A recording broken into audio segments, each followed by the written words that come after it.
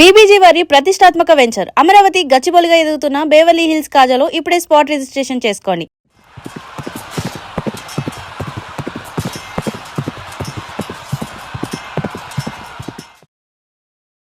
ఆ వేదికపై ప్రపంచాన్ని శాసించే టెక్ దిగ్గజాలు కూర్చుని ఉన్నారు. ఒకవైపు యాపిల్ సామ్రాజ్యాన్ని నడిపిస్తున్న టిమ్ కుక్, మరోవైపు స్పేస్ ఎక్స్, టెస్లా అధినేత ప్రపంచ కుబేరుడు ఎలాన్ మస్క్. కానీ సరిగ్గా ఆ ఇద్దరు బిలియనీర్ల మధ్య అంతర్జాతీయ మీడియా కళ్ళు ఒకే ఒక్క మహిళపై నిలిచాయి. ఆమె జౌ కున్ఫీ, చైనా గ్లాస్ ఇండస్ట్రీకి తిరుగులేని స్క్రీన్ క్వీన్.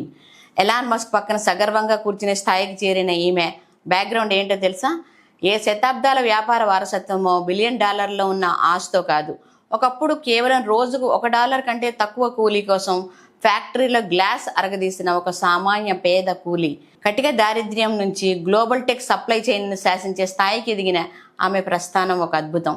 విజయం అయాచితంగా రాదు. దానికి కన్నీళ్లు, చెమట, రక్తంగా మారాలి.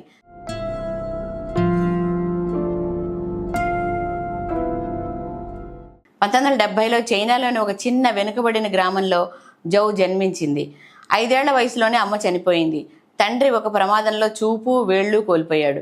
ఆకలి, పేదరికం మధ్య బతుకు ఏడుస్తూ కుటుంబ భారం మోయడానికి కేవలం 16 ఏళ్ల వయసులోనే చదువు మానేసి పొట్ట చేతి పట్టుకుని షెంజన్ నగరానికి వలసొచ్చింది. అక్కడ ఒక చిన్న ఫ్యాక్టరీలో వాచ్ గ్లాసులను పాలిష్ చేసే పనిలో చేరింది. పొద్దున మొదలైతే అర్ధరాత్రి 2 గంటల వరకు కంటిన్యూగా డ్యూటీ. చేతులు కాయలు కాసినా, కళ్ళల్లో నీళ్లు దొర్లుతున్నా ఆమె అలసిపోలేదు. పరిస్థితులు మనల్ని మోకాళ్లపై నిలబెట్టచ్చు, కానీ మన ఆత్మవిశ్వాసం మనల్ని ఆకాశం అంత ఎత్తుకు తీసుకెళ్లగలదు అని బలంగా నమ్మింది.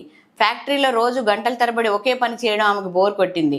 అయితే ఆ ఉద్యోగాన్ని వదిలేయకుండా పని నేర్చుకుంటూనే రాత్రిపూట నిద్రకు దూరంగా అకౌంటింగ్, కంప్యూటర్ కోర్సులు చదవడం ప్రారంభించింది. 3 నెలల తర్వాత ఫ్యాక్టరీ యజమానికి ఒక లేఖ రాస్తూ, నేను ఇంతకంటే మంచి పనులు చేయగలను, నాకు ప్రమోషన్ ఇవ్వండి లేదా నా రాజీనామా ఆమోదించండి అని ధైర్యంగా అడిగింది. ఆమె ప్రతిభ, ధైర్యం చూసి యజమాని ఆమెకు ప్రమోషన్ ఇచ్చాడు. 1993లో కేవలం 22 ఏళ్ల వయసులో తను దాచుకున్న కొద్దిపాటి సొమ్ము $300తో తన బంధువులతో కలిసి ఒక చిన్న 3 గదుల ఫ్లాట్లో watch glass repair, screen printing workshop మొదలుపెట్టింది. మిషన్ పాడైతే తనే రిపేర్ చేసుకునేది. సేల్స్ తనే చూసుకునేది. కష్టం ఆమెకు అలవాటైపోయింది. అదే ఆమె స్థాపించిన లెన్స్ టెక్నాలజీకి బలమైన పునాది.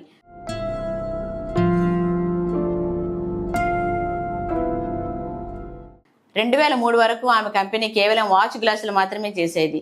కానీ మొబైల్ రంగంలో విప్లవం రాబోతోందని ఆమె ముందే ఊహించింది. అప్పట్లో మోటరోలా V3 ఫోన్ కోసం స్క్రాచ్ రెసిస్టెంట్ గ్లాస్ స్క్రీన్ కావాల్సి వచ్చింది. అప్పటి వరకు మొబైల్స్కి వాడే ప్లాస్టిక్ స్క్రీన్స్ మాత్రమే వాడేవారు. మోటరోలా ఇచ్చిన ఈ అవకాశాన్ని జౌ కున్ఫీ ఒక ఛాలెంజ్గా తీసుకుంది.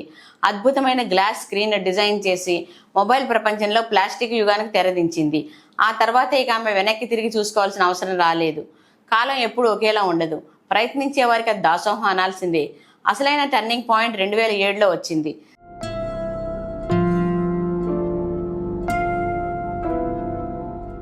స్టీవ్ జాబ్స్ మొదటి ఐఫోన్ని మార్కెట్లోకి లాంచ్ చేస్తున్నప్పుడు దానికి కావలసిన అత్యంత బలమైన premium quality touch screen glass తయారు చేసే కాంట్రాక్ట్ లెన్స్ టెక్నాలజీకే దక్కింది. ఆ ఒక్క నిర్ణయం చరిత్రను మార్చేసింది. ఐఫోన్ ప్రపంచాన్ని జయించింది. లెన్స్ టెక్నాలజీ గ్లోబల్ లీడర్గా ఎదిగింది. నేడు మన చేతుల్లో ఉండే యాపిల్, శాంసంగ్, హవాయి లాంటి దాదాపు అన్ని టాప్ బ్రాండ్ల ఫోన్లకు గ్లాస్ స్క్రీన్ సరఫరా చేసే స్థాయికి ఆమె కంపెనీ ఎదిగింది. ఈరోజు మన చేతిలో ఉన్న స్మార్ట్ ఫోన్ స్క్రీన్ వెనుక ఉన్న అసలైన బ్రెయిన్ జౌ కున్ఫీదే.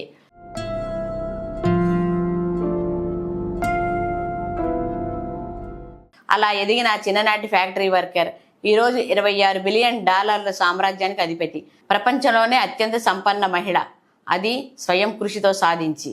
అందుకే ఇటీవల చైనా, అమెరికా టెక్ మీట్లో ఒకవైపు యాపిల్ బాస్ టిమ్ కుక్, మరోవైపు స్పేస్ ఎక్స్, టెస్లా అధినేత ఎలాన్ మస్క్ కూర్చుంటే ఆ ఇద్దరి మధ్య సగర్వంగా సమఉజ్జీగా కూర్చుంది మన గ్లాస్ క్వీన్ జౌ కున్ఫీ. ఎందుకంటే మస్క్ తయారు చేసే స్మార్ట్ కార్ల క్రాష్ గ్లాస్ దగ్గర నుంచి స్పేస్ ఎక్స్ ఉపగ్రహాల ultra thin photovoltaic glass వరకు ఈమె కంపెనీయే సరఫరా చేస్తోంది. ఆమె బిలియనీర్ అయిన తర్వాత కూడా ఒక్కోసారి తన ఫ్యాక్టరీలో టెక్నికల్ సమస్యలు వస్తే స్వయంగా తానే మెషిన్ ఆపరేట్ చేసి లైన్ క్లియర్ చేస్తుంది. జౌ కున్ఫీ గర్వానికి ఆమెడు దూరం. నాకు సక్సెస్ వచ్చినప్పుడు నేను గర్వపడలేదు, కష్టాలు వచ్చినప్పుడు కుంగిపోలేదు అని ఆమె వినయంగా చెప్తారు.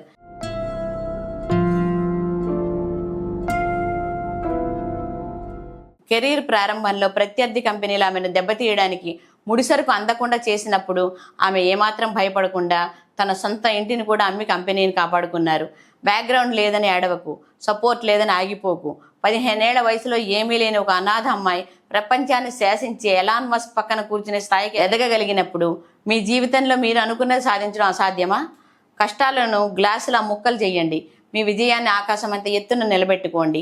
ఇలాంటి మరిన్ని విశేషాల కోసం ధాత్రి టీవీని సబ్స్క్రైబ్ చేసుకోండి. ఫేస్బుక్, ఇన్స్టాగ్రామ్, ఎక్స్లో ధాత్రిని ఫాలో అవ్వండి. మీ విలువైన అభిప్రాయాలను కామెంట్లో పోస్ట్ చేయండి. ఈ వీడియోను 10 మందికి షేర్ చేయండి. పక్కనున్న బెల్ ఐకాన్ని క్లిక్ చేయండి.